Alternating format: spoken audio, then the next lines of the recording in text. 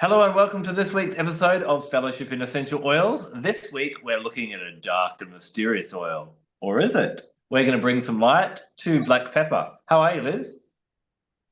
All right. I wouldn't think about it being about dark and mysterious, though. You've got me perplexed. Anyway, how are you, Ad?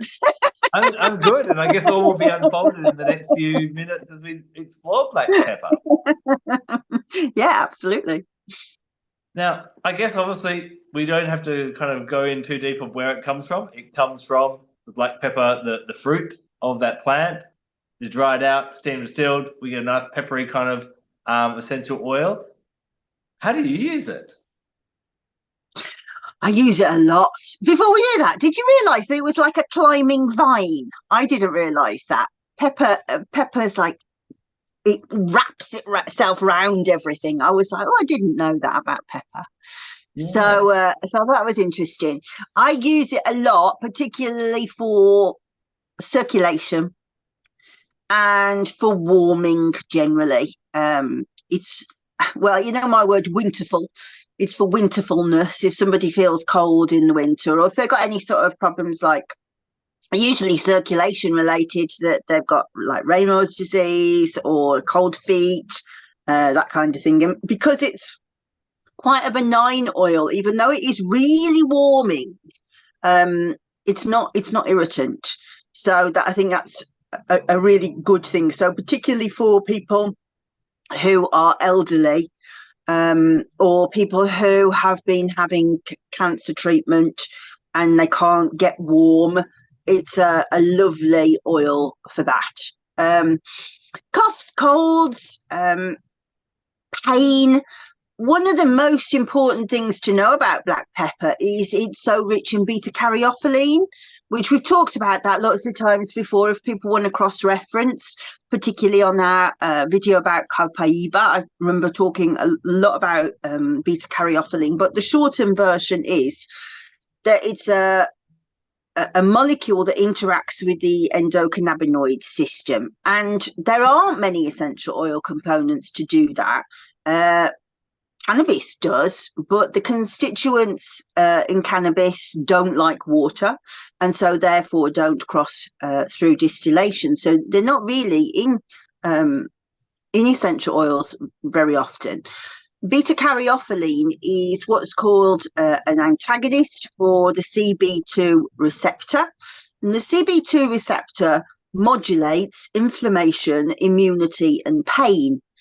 So we can use essential oils that are high in beta caryophyllene to look at those different things. And the endocannabinoid system is like a volume switch for these conditions. So we can turn down inflammation, we can turn down pain, and we can ramp up immunity. And I have to be very careful because using those words contravene every rule in the book in terms of medicines control. We say support healthy immunity, all of those kind of things. But truth is that is what it does. That it is a volume switch. So yeah, any kind of conditions like rheumatism, arthritis, but also incredibly good for the digestive system. It's particularly things that are sluggish. So if you've got slow digestion, indigestion, heartburn, those kind of things, all very good. It's not an oil with contraindications, but what I would say is because it's so warming, if you're somebody who has a warm constitution already, or looking at it from a point of view of Ayurvedic medicine, somebody who has pitta dosha, which I am pretty much like the textbook pitta dosha, that, very pale skin, bright red hair, volatile personality, big temper, all of those things are pitta dosha, then black pepper can kind of push it up too far. So if you have got reactive skin, then perhaps don't use it. If you're somebody who already feels quite angry or is having hot flushes, perhaps don't use it. And like I say, for winterfulness, pitta dosha season is summer. So because it's already hot, you don't want to push the temperature up anymore. So we're coming out of my season of using it, And so I shall try and finish off my bottle and then put it away, most of it really, to get a new one for autumn time, because then I'll start using it again a lot in the winter. So I guess it could get a little bit confusing because we've talked about it being it's quite warming, but at the same time it's quite actually relaxing with that beta carotene as well. So I guess maybe would you describe it as a soothing essential oil? No, I think it's quite stimulating. So Mm. if somebody, so I think it's that kind. I wouldn't have classed it relaxing myself. I would say those kind of people who have been working too hard, or have got lethargic, or have got exhausted. What's the word I'm trying to say? Procrastinating. It's kind of that. Come on. It's the tinderbox, really. I always say it's a bit like somebody striking a match. You get the warmth, but you also get, we are doing this now. Come on, then. There's a line in Katy Perry's song Firework, and I can't remember exactly what it is now, but it's you light the spark, you let it shine. That's black pepper, you know. And also, if you listen to the song, it kind of starts off really sort of da da da da da da, gets bigger and bigger and bigger, and that is very much black pepper kind of energy. If you're looking at it from a goddess point of view, which is the work I'm doing at the moment, kind of like Sekhmet, you know. It's very powerful, a big raw, the huge sun that you know, she's a war goddess, and so it's not gentle. It is a gentle oil, but it's not a gentle energy. It's very much like, you will obey. So yeah, very good for moving energy through the body, but also liquids through the body, solids through the body. Anything that's got a bit slow and sluggish, and we're talking about Ayurvedic, very kapha dosha stuff, then we move it. And so particularly for people who have vata dosha dispositions, who are they're cold all of the time, haven't got much of an appetite, think about how it's very good in food to stimulate the appetite. All of those things are great. And I know if you look at, in fact, I've got it in front of me. I can lift it up. 1 second. In Salvatore Battaglia's book, he's got a whole section on how to use black pepper for aged care, because this idea of just like getting energy moving through them, warmth moving through them, again. I just love that then what you were sharing. That was a classic example of your talent, Liz. You can quote Katy Perry and then just bring that straight into Sekhmet, because they just work seamlessly together in a conversation about black pepper. Loved it.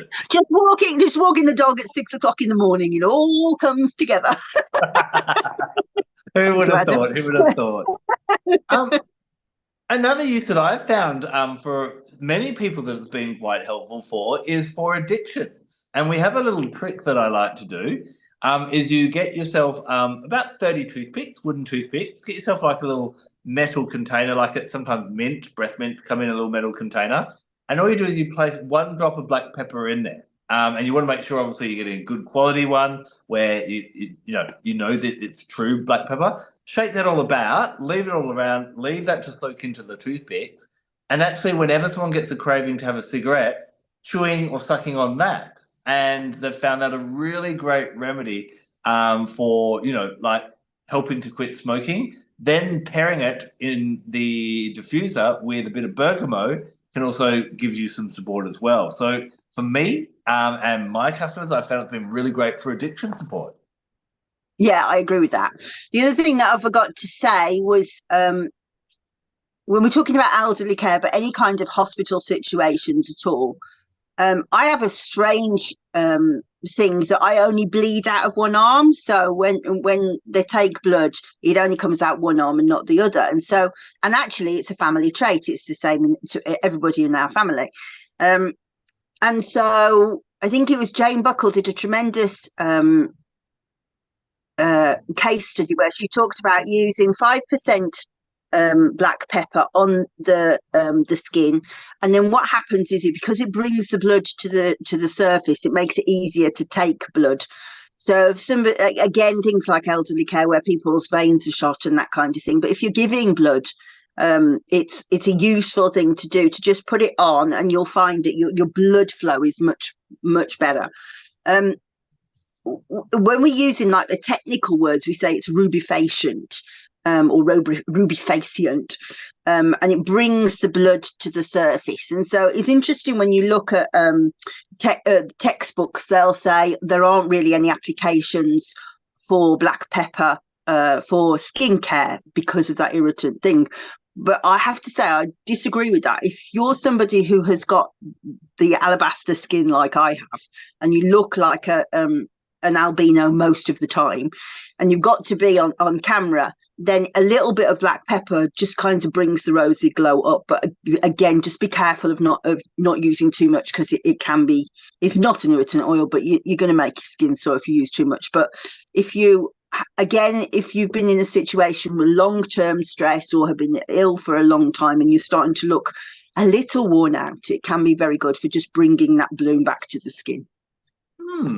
I know obviously in the Northern Hemisphere you're inching towards summer, but here in the Southern Hemisphere, especially here in Perth, it's definitely taken a turn in the last week. And like the windows that were always open are now closing at night, and it's starting to get that chill.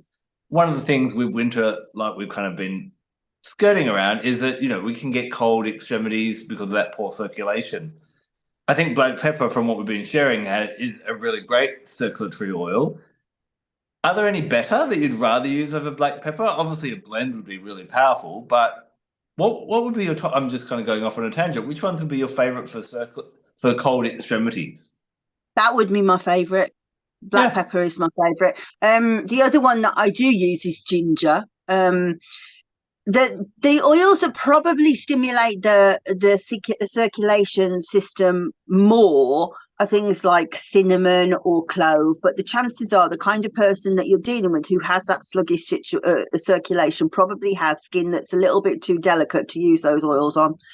So I would always go black pepper for it. Yeah, Definitely. So kind of going into a deeper aspect of black pepper now, I talked a moment ago about how it's really great for helping you to, kick habits on a physical level. But I also find that it's really helpful when we're getting into a more holistic level as well. So, black pepper coming from a fruit, I associate that with the element of fire. Any fruit oil is associated, or berry is associated with the element of fire, which is very transformational. And when we think of fruit oils, we often think of, citruses, or there is pink pepper as well, totally unrelated to black pepper, or litsea. And they're all kind of colourful berries and fruits, and they kind of head you towards the light. Whereas oils like black pepper and juniper, I say they take you towards the darkness. So they take you into the cave of mysteries, help you face your fears and different things like that. Now, where I find black pepper to be really great, working with this fire element and this darkness and this transformation, is, when we're young, from a very, very young age, we're conditioned to be a version of ourselves that other people like. Because as we're growing up, we get told good girl or bad girl or good boy or bad boy. And we start going, okay, if I behave like this, people like it, and it seems to work well. If I behave like this, it doesn't turn out well. And so it starts with our parents, it'll be other family members, it'll be school and society. And so by the time we get to adulthood, or kind of fully conscious of who we are we actually who we are? Or are we just a result of the reactions of other people that have modeled us around us? And we kind of forget who we truly are. Black pepper, through meditation and working with this, can really help you to kind of start to discover who you are. You often hear the term kind of bandied around being shadow work, but it really helps you to work out, who am I authentically, and am I just being this way because that's what I've learned, or is that truly making me happy? Is that truly in alignment with me? So I find black pepper to be really helpful, not only kicking habits like smoking and that addiction, but also kicking the habits and the addiction of being something you're not, just to please other people. So it's a really amazing essential oil to work with if you're kind of feeling a bit kind of inauthentic or caged in. You may find around Pluto retrograde, especially, that's when your motives of what you truly desire in life will kind of come to the surface. And that's where I'd really lean into black pepper, using it in ever which way, as long as around you, it's going to have a really great influence and support you in unveiling the true and authentic self. I love that, and it's really interesting because I use it for people who people please as well, but in a slightly different way. I think women of my age, perhaps 10 years younger, who have been forgotten who they are because they've just been mum, and they've just been wife, and as you come up to menopause and the hormones change, you start to kind of feel maybe a bit of an emptiness of, well, whatever happened to my dreams? And black pepper's very good at going, now just stop doing that for them for a minute. They're grown up enough now, they can deal with that. You need to think about what you're going to do. And I think that's very easy to talk about doing, but in practicality, when you've got a husband who is used to you doing everything for him, you've got children who have never learned to pick up after themselves, or you pick up the pieces, then it can be a cataclysmic explosion when mum just goes, "Nuh-uh, not today." And so it's very easy for it to be like an elastic band that goes, oh, and we're back where we started. Whereas black pepper goes, no, your path, and stops you feeling guilty about it. I mean, the other sort of set of people that it's really useful for, we talked about aged care, but there's also this sort of generation of people, I have to say, probably more likely to be women in most cases than men, simply because of the way society is, who are looking after their aged parents. And so there is a big guilt thing of, well, I just want to go out and have a beer. Well, no, who's going to look after? Who's going to do that? And so black pepper just goes, no, just a minute. You've got to think about yourself. So it's just a really, really useful aid for people who are in that sort of, well, I always say, nobody tells you about this when you're a kid, that you'll have this years and years of just looking after people. And when you start to come out of it, then it is kind of strange. It's a strange thing. And it's very emotional, because you do think you're betraying everything that you've done, and, you're abandoning your kids and whatever. And so it is hard work to kind of step out of that and do something new. And black pepper is a really good support to be able to do that. So I guess it could be used a little bit like a bit of a boundary oil. And that kind of leads into another way that I love to use it. There are lots of essential oils and elaborate things that are available to us all around the world that are really great for cleansing and protecting on an energetic level. But if we want to take it right back to basics, all you really need is two things you'll find on the average dinner table: some salt and some pepper. And when you think about it, salt is an amazing cleanser. Yes, we've talked about other cleansing oils, the sage, there's Palo Santo, there's eucalyptus. All these are great, but you can just sprinkle some salt around if you ever need to cleanse an area. But then for protection, if we're looking first of all at crystals, what is the main coloured crystal that most people associate with protection? Black. And what happens is black crystals absorb low vibration or unwanted energy. So then if we're looking at, okay, well, what would be the essential oil equivalent to that? It's black pepper. So whether you're sprinkling actual black pepper or the essential oil around, if you feel that you need any kind of energetic protection, I find it's great to pop in the diffuser. You can put it in a little spritzer, spritz it over yourself, spritz it around your home. But a really nice one for helping to either protect you almost by absorbing low vibration energies, but even giving a bit of an essence of invisibility, of like, uh-oh, trouble's coming, let's hide in the darkness kind of thing. So it can be really great for a protection tool as well.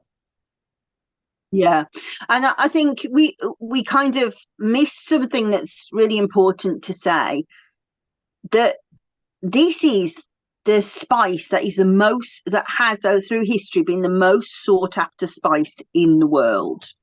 And it's because people wanted spices like this that most of the world has been discovered. In the 15th, 16th century, explorers went all around looking for ways to find these things like nutmegs, like black pepper, specifically black pepper, because it was a preservative as well as being taste. And so it's very easy to take it for granted now because it's on every supermarket shelf, and it's, everybody just puts pepper on their food, don't they? But if you consider what life would be without pepper, it's a cold place. It definitely is a cold place. And the medicinally, one thing that I should have said is it's very good for people who have anemia. Because it stimulates the spleen. That's how it boosts the immune system. Didn't use the word boost for FDA, I promise I didn't.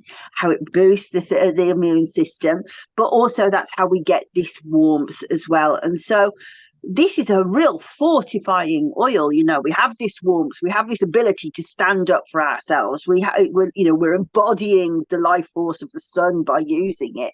It is a really powerful oil, and I do think it's one that people should definitely get, even though it's not. I mean, I'm not saying it doesn't smell nice, because it doesn't. I'm nonplussed, really. It doesn't smell that nice, doesn't smell that rubbish. So if you were just going along and going, I'm looking for a pretty one, you're never going to pick it up. But it is one that you should pick up, and it is one that you should have in your box, because it's so good for all of those winter things. Now, you did say it's not as kind of irritating as something like cinnamon is, but when you come to dilution, how much would you dilute black pepper by? 3%. Normal. Yeah. Yeah. Mm-hmm. One thing we're often sharing on our podcast is we've got stories and tales of, how this plant came to be, or different things like that. I come up with nothing for black pepper. Do you have any stories or tales about black pepper? I never looked for any, really, but I think the fact that the explorers went all around the world and found places like at university at the moment, I'm studying the Kingdom of Benin, which is now Nigeria, and they discovered all these fantastic artworks and this advanced civilization nobody knew existed. And those kind of discoveries came about because of spices like pepper. So I think it's interesting. It's interesting to think of it in that context. Our world looks different because of pepper. Yeah, I guess if you start working with black pepper on a holistic level, who knows what, wonders you'll discover. That's right. Yeah. So astrologically, where would you place black pepper? I think it's a Mars oil, really. The way that it warms, it's very much about the blood, warms the blood, and the way that it tonifies and gives you a bit more fight. It's a very yang oil. If you read things like Peter Holmes and Gabriel Mojo, when they're talking about TCM, and Sal thinking about it, they all talk about how it's very, very yang. So that kind of fiery male thing, I think, needs to be Mars. I'm going to go up a planetary octave from you in Mars and say, for me, it's definitely a Pluto oil. I find, because it does help you to go into those darker, kind of deeper aspects, but find that fire within you and that authenticity within you that can then, when we get to free our authentic self out into the world, that can be quite empowering, because we spend so much energy sometimes trying to conform or be something we're not. I find it really almost volcanic in its energy sometimes, in that it can be quite freeing. So for me, it's a Pluto oil. What about chakra-wise? The lower chakras, and actually that's a Pluto element, isn't it? The root chakra, the sacral chakra. It could be used for UTIs, which is a Pluto indication as well. So yeah, I would say root and sacral, and maybe a little bit solar plexus because of the digestive element, but not so much as the spiritual ones. What about you? For me, I would go down low, kind of, base chakra or lower, for like the Earth Star chakra, and that real kind of connection to who we are and discovering who we are as a person, which, we spend the first part of our lives being told who we are. And then the second half is going back and discovering, hold on, who am I actually? And it's kind of all like, it's almost like the caterpillar, it's like the caterpillar does what it does, and then we have that rebirthing, and then we become the butterfly of who we're truly meant to be. So I find black pepper would be really great with those lower chakras for sure. Yeah. I love that. Yeah. So there's black pepper. There is another essential oil that has the pepper name. It's called pink pepper, but it does come from a totally unrelated plant.